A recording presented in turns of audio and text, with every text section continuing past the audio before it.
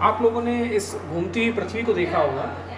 आप जब देख रहे हैं कि मैं इसको, ये हमारा भारत दिख रहा है आपको, और मैं धीरे धीरे इसको इस डायरेक्शन में ट्विस्ट कर रहा हूँ, और धीरे धीरे आप देखते जा रहे हैं कि हमारी पृथ्वी घूमती जा रही है। इसका मतलब है कि हमारी पृथ्वी पश्चिम से पूर्व की ओर घूमती है।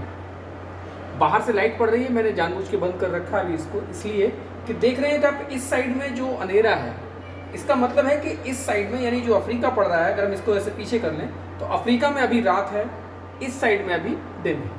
और धीरे धीरे जैसे जैसे हम इसको आगे बढ़ा रहे हैं तो अफ्रीका प्रकाश में आ रहा है। इसका मतलब इस यहाँ पर सुबह होना शुरू हो गई, और धीरे धीरे सुबह होते होते ये अभी इस सूर्य की सीध में आ रहा है, यानी दोपहर हो रही है, और धीरे धीरे ये पीछे चला जाएगा तो यहाँ पर सूर्यास्त होता जाएगा। फिर ये हमारा सूर्य प्रशांत महासागर से होता हुआ और फिर से हमारा एंटर करेगा जापान से।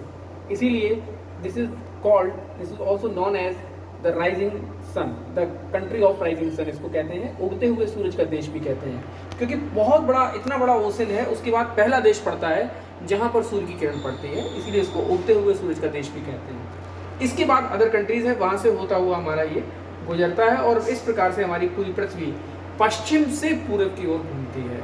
ये चीज़ हमें समझ लेनी है। दूसरी, आप इस बॉल से देख सकते हैं कि ये जो लाइन बीच में है, जहाँ से अगर हम इसको कट करें तो आधी पृथ्वी ऊपर हो जाएगी, आधी नीचे हो जाएगी। इसको हम इक्वेटर कहते हैं। चूंकि ये इसको इक्वेट करती है, यानी दो इक्वल पार्ट्स में डिवाइड करती है, इसलिए हम इसको इक्वेटर कहते हैं।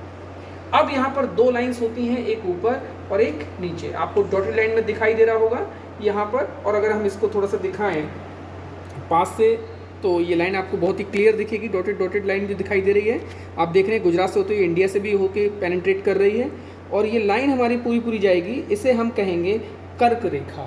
It means tropic of cancer it is called. और नीचे वाली जो लाइन है ये है आपकी मकर रेखा, यानी इक्वेटर से इतना नीचे ये है मकर रेखा।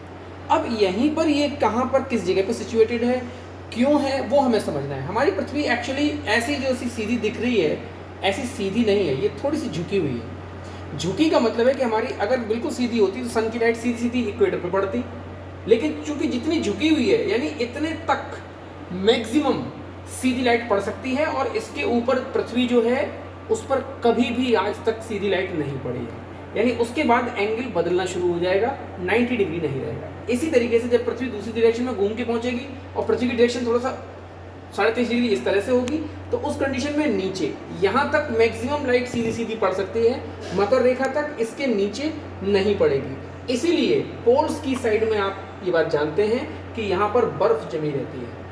क्यों? क्योंकि यहाँ पर सीधी लाइट कभी भी पड़ती ही नहीं है। अब एक चीज़ आप इसको और समझ लें, मैं इसको फ़ोन से करके बताता हूँ आपको, कि अगर किसी भी लाइट को एक ही जगह हम फोकस करते हैं, जैसे मान लीजिए ये लाइट है, हमने एक ही जगह ऐसे सीधे फोकस कर दिया, तो आप देख रहे हैं कि इसकी ब्राइटनेस बहुत ज़्यादा है। लेकिन अगर हमने इसको तिरछा कर दिया है, फैला दिया लाइट को, तो लाइट हमारी स्लो हो जाती है, यानी इसकी इंटेंसिटी हमारी कम हो जाती है। अगर फिजिक्स की लैंग्वेज में इसको समझें तो इसकी इंटेंसिटी रिड्यूस होती है अगर हम इसका एरिया क्रॉस सेक्शन बढ़ा देते हैं। जब एरिया बढ़ेगा तो इंटेंसिटी इसकी रिड्यूस हो जाएगी। इसी वजह से चूंकि इसके ऊपर कभी भी सनलाइट बिल्कुल परपेंडिकुलर नहीं पड़ी, यानी एरिया क्रॉस सेक्शन कम है, यानी फैल जाता है। इसका मतलब है कि यहाँ पर कभी भी लाइट सीधी नहीं पड़ी, जिसकी वजह से इंसुलेशन, यानी इसको हम कहेंगे सूर्यातप, यहाँ पर कम प्राप्त हो पाता है, और इस तरीके से यहाँ पर ठंडक रहती है, ऊपर भी और इसके नीचे भी। यानी जैसे जैसे, एक प्रश्न अब यहाँ से ज्योग्राफी का बन सकता है कि अगर हम इक्वेटर से जैसे जैसे दूर जाते हैं तो सामान्य परिस्थितियों में, मैं इस शब्द का इस्तेमाल कर रहा हूँ, इन नॉर्मल कंडीशंस, टेम्परेचर जो है वो रिड्यूस होता जाता है ऊपर की तरफ जाने पर, यहाँ से नीचे की तरफ जाने पर।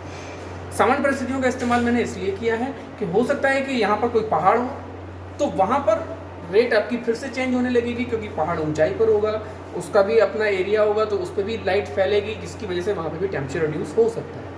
लेकिन जनरली कंडीशन में अगर हम मान लेते हैं कि सब कुछ प्लेन है, तो इक्वेटर से नॉर्थ पोल या साउथ पोल की तरफ जैसे जैसे हम आगे बढ़ेंगे वैसे वैसे हमारा टेम्परेचर रिड्यूस होगा। इतनी बात आपको कंसेप्ट समझ लेना है। अब हम फिर से एक बार रिवाइज करते हैं। हमारी पूरी अर्थ है, पश्चिम से पूरब घूमती है, 23.5 डिग्री पे झुकी हुई है। जब इस डायरेक्शन में होती है तो कर्क रेखा पर सीधी लाइट पड़ती है, जब घूम के दूसरी डायरेक्शन में पहुंचती तो इस तरह से होती है, 23.5 इधर झुकी होती है, यानी मकर रेखा पे लाइट लंबवत होती है। इन्हीं दोनों के बीच में मैक्सिमम लाइट आपकी रहती है, यानी इन्हीं दोनों के बीच में सूर्य कभी न कभी लंबवत होता है।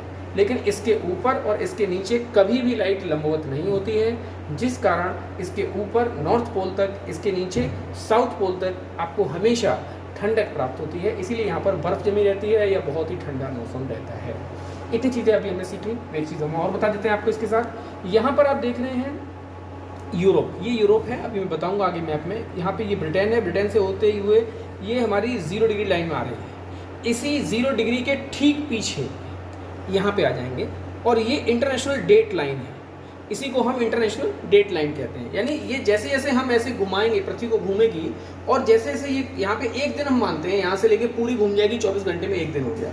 लेकिन अगर डेट लाइन से हम इधर आ जाते हैं तो एक दिन पिछला वाला हमें प्राप्त हो जाता है, और यहाँ से उधर अगर क्रॉस कर जाते हैं तो एक दिन हमारा बढ़ जाता है। ये चीज़ आपको और याद रखनी है कि एक दिन आगे और एक दिन पीछे हो सकता है आपका इंटरनेशनल डेट लाइन से, अगर आप क्रॉस करते हैं। ठीक है, तो आज हमने आपको इतना बताया। नॉर्थ और साउथ पोल पे आपकी ठंडक भी रहती है, इसी वजह से आज इतना ही। हम आपको नेक्स्ट में बताते हैं।